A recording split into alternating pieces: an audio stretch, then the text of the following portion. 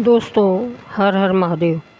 दोस्तों, आज हम आपको दुख दरिद्र का नाश करने वाली भगवान शिव जी की अत्यंत पावन कथा को सुनाने जा रहे हैं, जिसका वर्णन शिव पुराण में भी मिलता है। और कहा जाता है कि जो भी मनुष्य इस कथा को पूरे सच्चे मन से शुरू से लेकर अंत तक पूरा सुनता है तो उसके घर में कभी भी दरिद्रता नहीं आती है। इस कथा को सुनने से रोगी व्यक्ति को अपने सभी रोगों से मुक्ति मिल जाती है। और आपको इस कथा के माध्यम से यह भी बताने वाले हैं कि सावन में भगवान शिव जी की कथाओं को श्रवण करने से कौन सा फल मिलता है। इसलिए आप सभी लोग इस कथा का श्रवण शुरू से लेकर अंत तक पूरा करना। और अगर कोई भी व्यक्ति भगवान शिव जी और माता पार्वती जी की इस कल्याणकारी कथा को सुनता है तो उसकी भक्ति भगवान शिव जी के प्रति 100 गुना अधिक बढ़ जाती है। अगर आप भगवान शिव जी के भक्त हैं तो आप भगवान शिव जी का अनादर ना करें। और इस पावन कथा को शुरू करने से पहले अगर आप सभी लोगों ने अभी तक वीडियो को लाइक नहीं किया है तो वीडियो को लाइक करें और सब्सक्राइब करें। दोस्तों, एक समय की बात है, किसी नगर में एक गरीब पंडित रहता था। वह जन्म से ही बहुत गरीब था और वह पंडित अपनी पत्नी और अपने पुत्र के साथ रहता था। उसके पुत्र का नाम सोमनाथ था। वह पंडित प्रतिदिन सुबह उठकर स्नान आदि करने के बाद तुलसी के पौधे पर जल चढ़ाता और प्रतिदिन उस नगर के सभी घरों में जाकर कथाएं सुनाता था। लेकिन उस पंडित द्वारा किए गए यह सभी कार्य उसकी पत्नी को बिल्कुल भी पसंद नहीं थे, क्योंकि उस पंडित की पत्नी कई वर्षों से भगवान भोलेनाथ का पूजा पाठ किया करती थी और सावन के सभी सोमवारों को उपवास भी रखती थी। लेकिन इतना सब कुछ करने के बाद भी उसे गरीबी का ही सामना करना पड़ रहा था।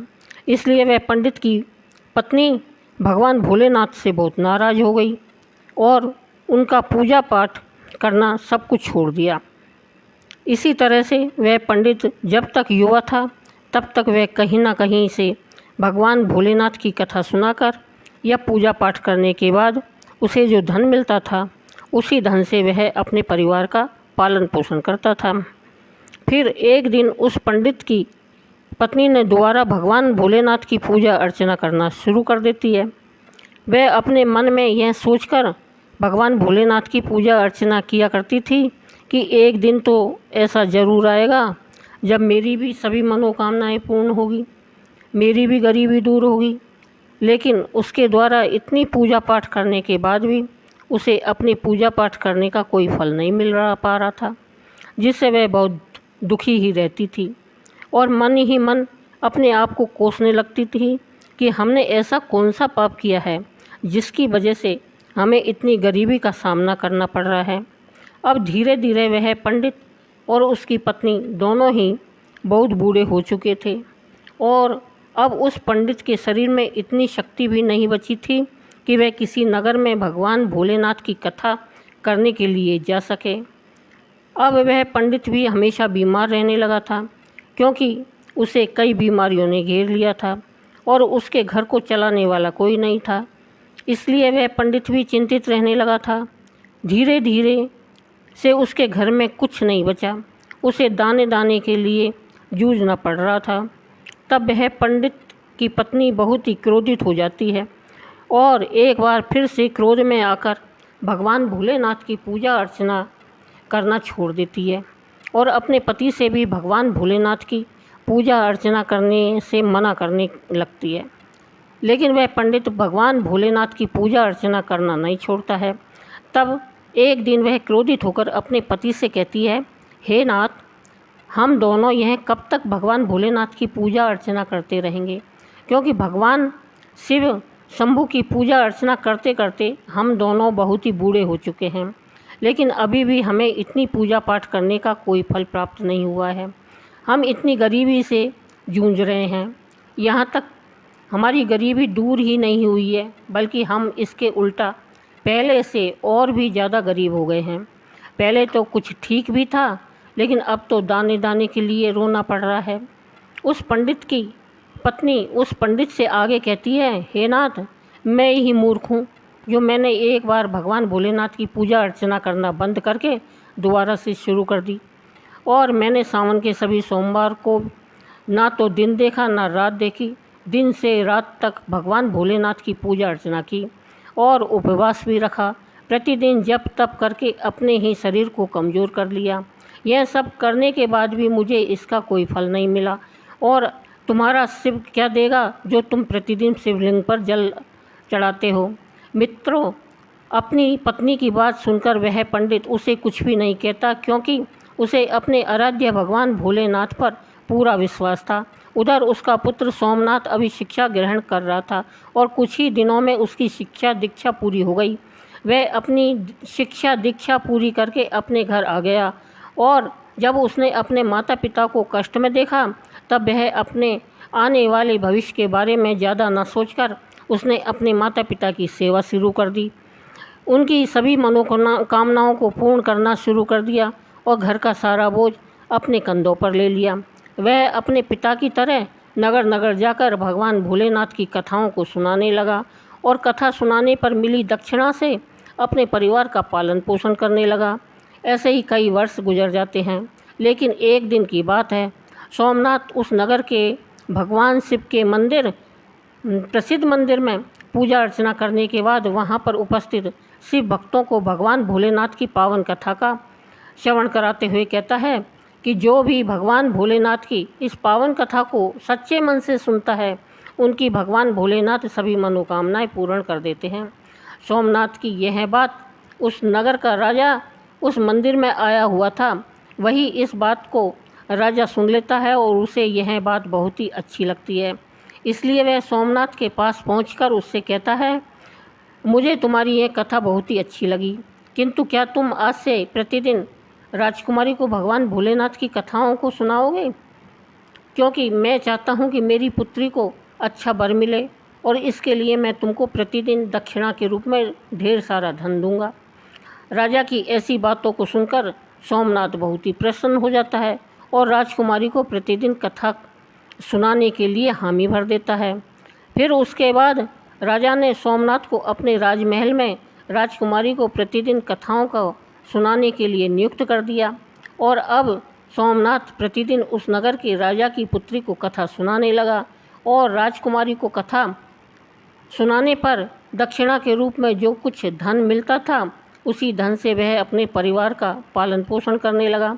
किंतु सोमनाथ की माता को यह बात अच्छी नहीं लगती थी और वे इस पर प्रसन्न भी नहीं रहती थी, क्योंकि उन्हें अपने पुत्र के आने वाले भविष्य की चिंता थी। इसलिए वे प्रतिदिन इस बात को लेकर बहुत ही चिंतित रहती थी। फिर एक दिन पंडित की पत्नी अपने पति से कहती है, हे नाथ, मुझे अपने पुत्र के भविष्य की चिंता हो रही है, क्योंकि हमारा जीवन तो किसी तरह कट गया, लेकिन मुझे हमारे पुत्र के आने वाले भविष्य की चिंता है। हमारे मरने के बाद उसका क्या होगा? क्या हमारी भक्ति पूजा पाठ का कभी कोई फल नहीं मिलेगा? क्या भगवान भोलेनाथ को हमारा दुख दिखाई नहीं देता है? हमारा पुत्र राजा के महल से दक्षिणा में जो धन लाता है, माना कि उस धन से हमारे पूरे परिवार का लालन पोषण हो जाता है, लेकिन बाकी की सभी मनोकामनाओं का क्या? वे कैसे पूरी होंगी? अब क्या हम सिर्फ अपना पेट भरने के लिए ही जिएं? ईश्वर ने अपनी आंखें क्यों बंद कर रखी है? क्या हमारे पुत्र को हमारी तरह ही जीवन भर गरीब रहना पड़ेगा? मित्रों, जब माता पार्वती ने उस पंडित की पत्नी की करुण पुकार को सुने, तब वे शीघ्र ही भगवान भोलेनाथ के पास जा पहुंची। तब भगवान भोलेनाथ जी ने पूछा कि हे देवी पार्वती, आज आप चिंतित लग रही हैं। फिर माता पार्वती जी भगवान भोलेनाथ जी से कहती है, हे शिव शंभु, आप तो त्रिकालदर्शी हैं, आपको तो सब कुछ पता होता है, किंतु आप फिर भी यह प्रश्न कर रहे हैं। चलिए, मैं आपको बता देती हूँ कि मैं इतना चिंतित क्यों हूँ। मेरी चिंता का कारण है वह पंडित और उसकी पत्नी। आप उन दोनों की परीक्षा क्यों ले रहे हो? हे प्रभु, वह पंडित तो आपका परम भक्त है, लेकिन आपने सिर्फ उसके जीवन को कठिनाइयों से ही भरा है उसे कभी भी उसके द्वारा पूजा करने का फल नहीं दिया है। इसलिए मेरी आपसे विनती है कि अब आप उसके जीवन के सभी दुखों का नाश कर दें, अन्यथा कहीं ऐसा ना हो कि वह पंडित और उसकी पत्नी आपका पूजा पाठ करना ही बंद कर दे और कहीं उसके मन में आपके प्रति श्रद्धा विश्वास समाप्त न हो जाए। माता पार्वती जी की इन सभी बातों को सुनकर भगवान भोलेनाथ माता पार्वती जी से कहते हैं, हे देवी पार्वती, आप चिंतित मत होइए, क्योंकि हमने उस ब्राह्मण के भाग्य के उदय का बीज बो दिया है। अब हम दोनों को उस पंडित के घर जाने का समय आ गया है और पृथ्वीलोक पर जाकर हमें शिवलीला करनी है। इतना कहकर भगवान भोलेनाथ जी माता पार्वती जी के साथ पृथ्वीलोक की ओर चल देते हैं और पृथ्वीलोक पर पहुंचकर दोनों साधु का रूप धारण कर लेते हैं। साधु का रूप धारण करने के बाद उस पंडित के घर के पास में पहुंच जाते हैं और ज़ोर ज़ोर से आवाज़ लगाते हुए कहते हैं, अलक निरंजन, घर में कोई है? तब उनकी आवाज़ सुनकर वह बूढ़ा पंडित घर से बाहर निकलता है और उन्हें प्रणाम करते हुए कहता है कि हे मुनिवर, आपका स्वागत है, बताइए आपको मैं आपकी किस तरह से मदद कर सकता हूँ। तब साधु का रूप धारण किए हुए भगवान भोलेनाथ ने उस पंडित से कहा कि आज की रात्रि में हम आपके घर पर विश्राम करना चाहते हैं। तब वह पंडित अपने मन में सोचने लगा कि यह तो हमारे अतिथि हैं, मुझे इन्हें मना नहीं करना चाहिए, क्योंकि अगर इन्हें बुरा लग गया तब यह मेरे पूरे परिवार सहित श्राप दे सकते हैं। लेकिन मैं किस तरह से इनका अतिथि सत्कार करूंगा, क्योंकि जैसे तैसे करके मेरा पुत्र जो धन लेकर आता है उससे किसी तरह से हमारे परिवार का पालन पोषण होता है और कुछ भी नहीं बच पाता है। इसलिए मैं इनके भोजन का प्रबंध कैसे कर सकता हूँ। अपने मन में इतना सोचकर उसने कहा कि हे मुनिवर, मेरा पुत्र इस नगर के राजा की पुत्री को कथा सुनाकर दक्षिणा में जो भी धन लाता है उसी से एक वक्त के लिए हम तीनों के भोजन की पूर्ति होती है। इसलिए मैं कुछ भी करके सिर्फ एक समय के लिए ही भोजन का प्रबंध कर सकता हूँ।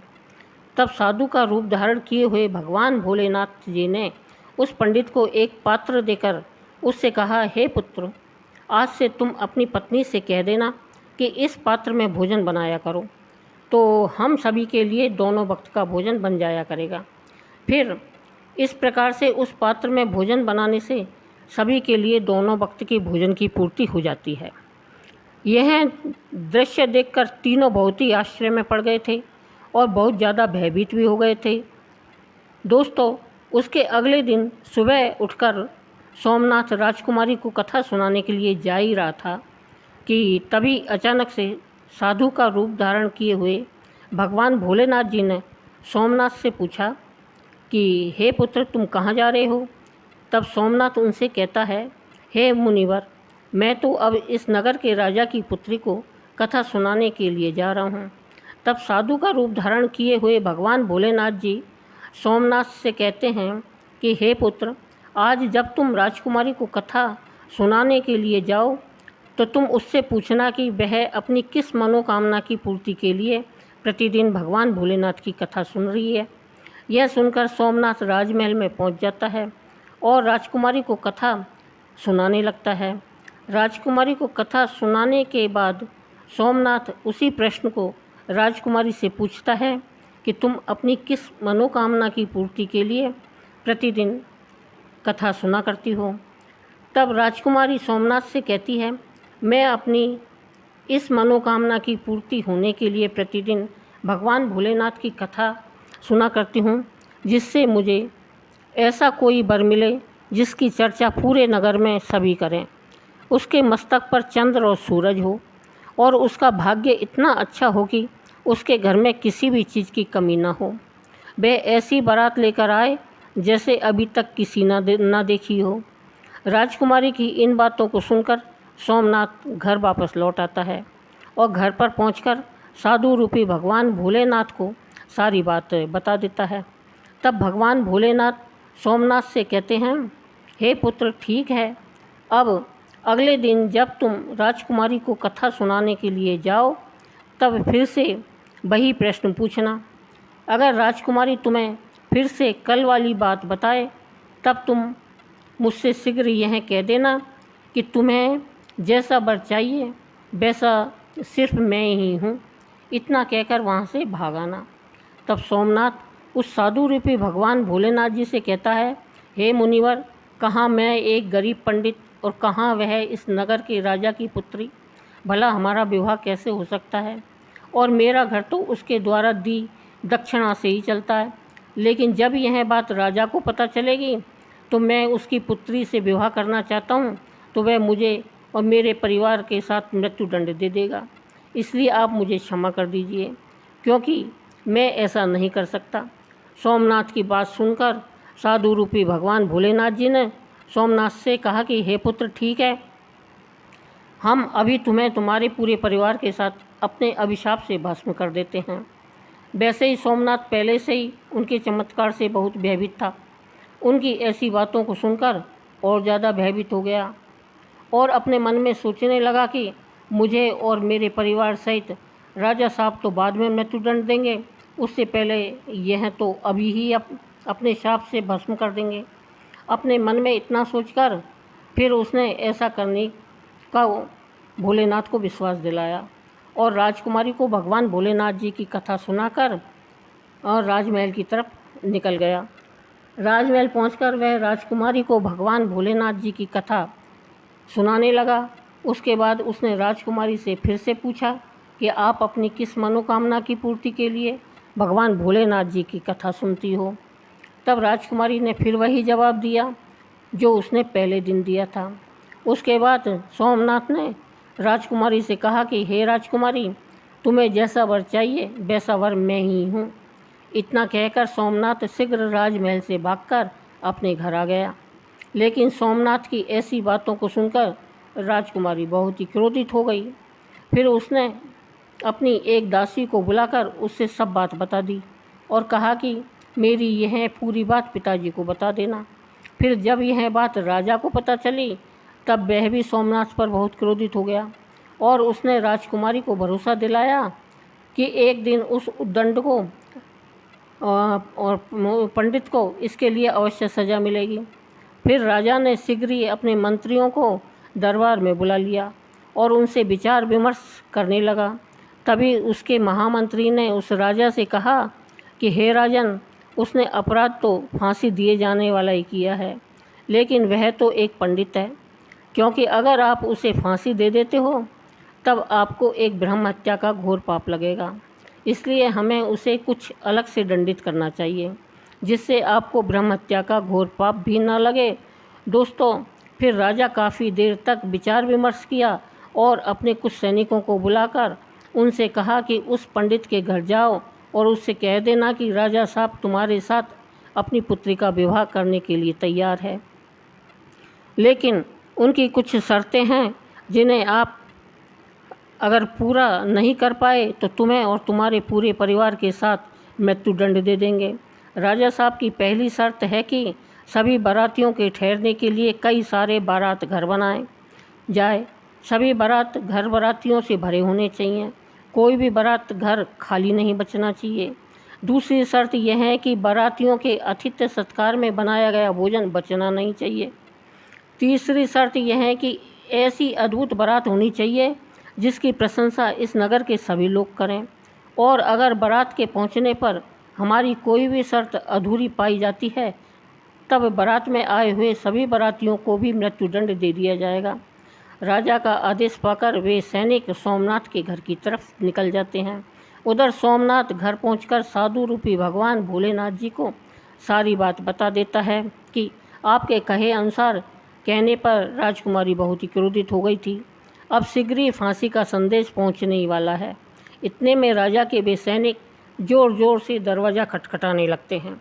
दरवाज़ा खटखटाने की आवाज़ सुनकर सोमनाथ के पिता दरवाज़ा खोलते हैं। तब वे सैनिक उसके पिता से कहते हैं, क्या तुम्हारा ही पुत्र राजकुमारी से विवाह करना चाहता है? चलो ठीक है, राजा साहब ने भी अपनी पुत्री से विवाह करने के लिए अनुमति दे दी है, लेकिन राजा साहब की कुछ शर्तें हैं जिन्हें पूरा करना ही पड़ेगा, नहीं तो तुम्हारे पूरे परिवार को मृत्युदंड दे दिया जाएगा।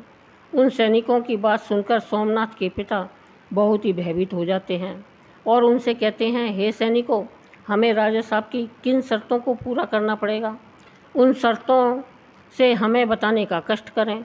तब राजा के वे सैनिक सोमनाथ के पिता से कहते हैं, हे ब्राह्मण, राजा साहब की पहली शर्त है कि सभी बारातियों के ठहरने के लिए कई सारे बारात घर बनाए जाए। सभी बारात घर बारातियों से भरे होने चाहिए, कोई भी बारात घर खाली नहीं बचना चाहिए। दूसरी शर्त है कि बारातियों के अतिथि सत्कार में बनाया गया भोजन बचना नहीं चाहिए।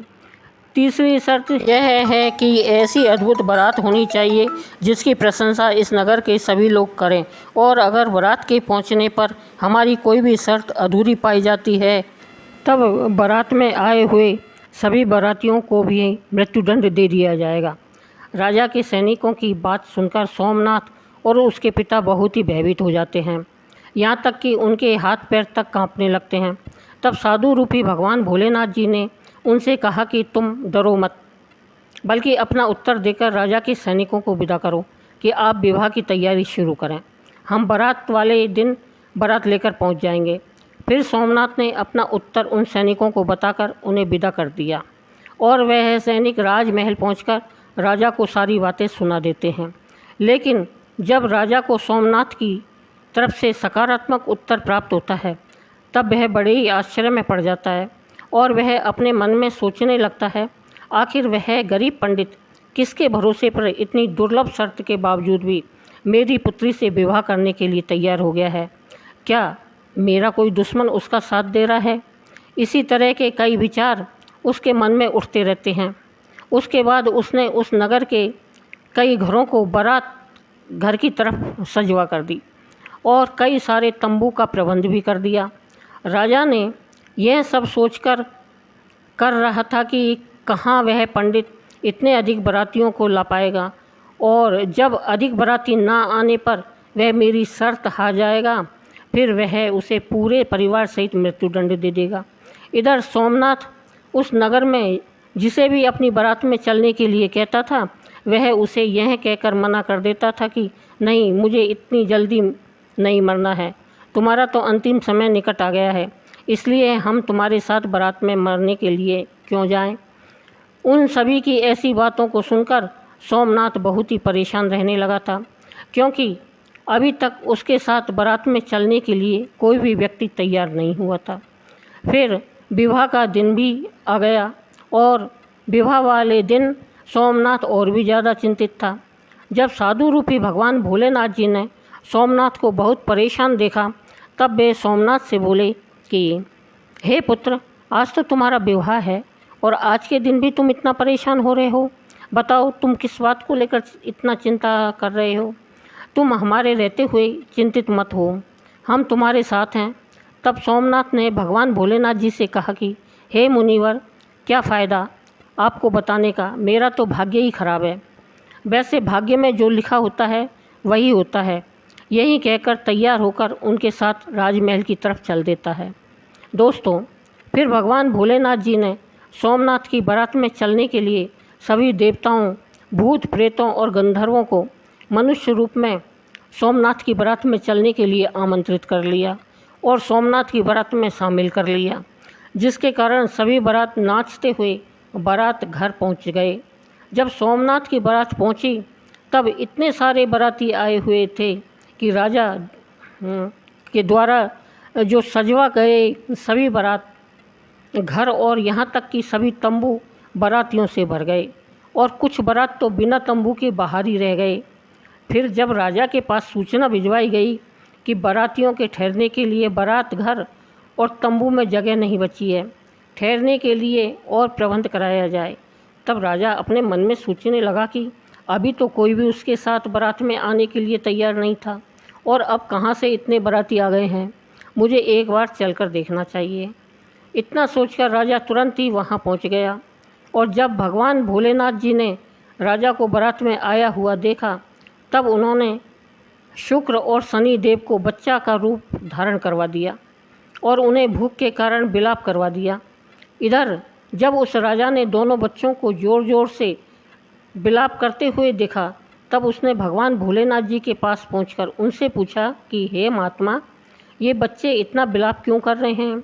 तब साधु रूपी भगवान भोलेनाथ जी ने उस राजा को जवाब देते हुए कहा कि ये दोनों बच्चे बहुत भूखे हैं, इसलिए ये इतना विलाप कर रहे हैं। फिर राजा ने उन दोनों बच्चों को भोजन करने वाले स्थान पर भेज दिया। उसके कुछ ही देर बाद राजा के सैनिकों ने उनके पास आकर बताया कि हे राजन, वे दोनों बच्चों ने तो सारा भोजन समाप्त कर दिया है और फिर भी वे दोनों ज़ोर ज़ोर से चिल्ला रहे हैं कि उन्हें भूख लगी है।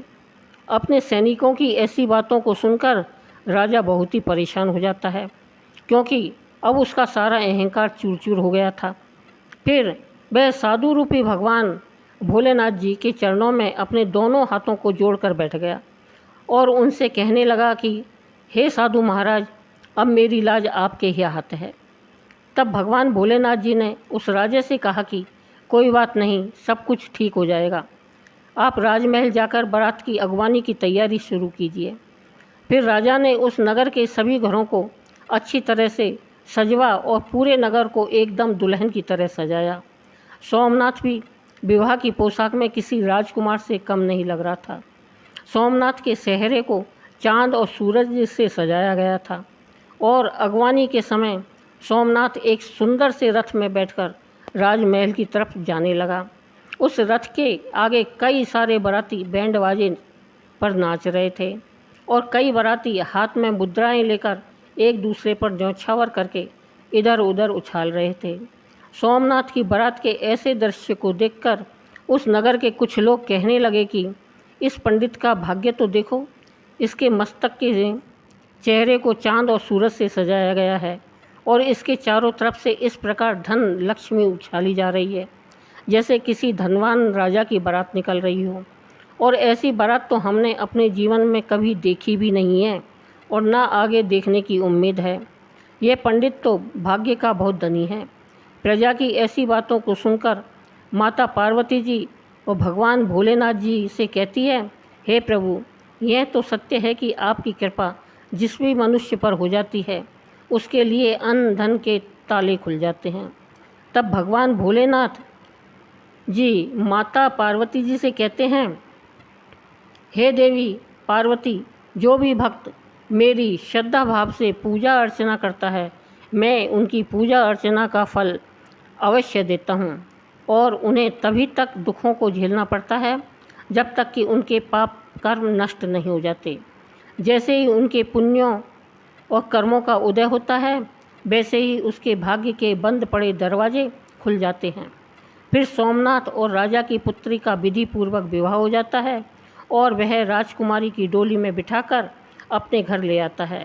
दोस्तों, जो भी भक्त सावन मास में प्रतिदिन भगवान भोलेनाथ जी की कथाओं को सुनता है, उसे भी राजकुमारी की तरह सुंदर वर प्राप्त होता है, क्योंकि राजकुमारी ने प्रतिदिन भगवान भोलेनाथ जी की कथाओं को सुना था, इसलिए उसे उसकी कामना के अनुसार अच्छा वर मिला था। भगवान भोलेनाथ जी और माता पार्वती जी की कृपा से अब सोमनाथ बहुत ही धनवान व्यक्ति बन गया था। उसके घर में किसी भी चीज़ की कोई कमी नहीं थी। उसके बाद सोमनाथ की माँ ने फिर से भगवान भोलेनाथ जी की पूजा अर्चना करना शुरू कर दिया और प्रतिदिन ढेर सारा धन गरीबों में बांटना शुरू कर दिया और साथ ही साथ वह प्रतिदिन भगवान भोलेनाथ जी की कथाओं को सुना करती थी।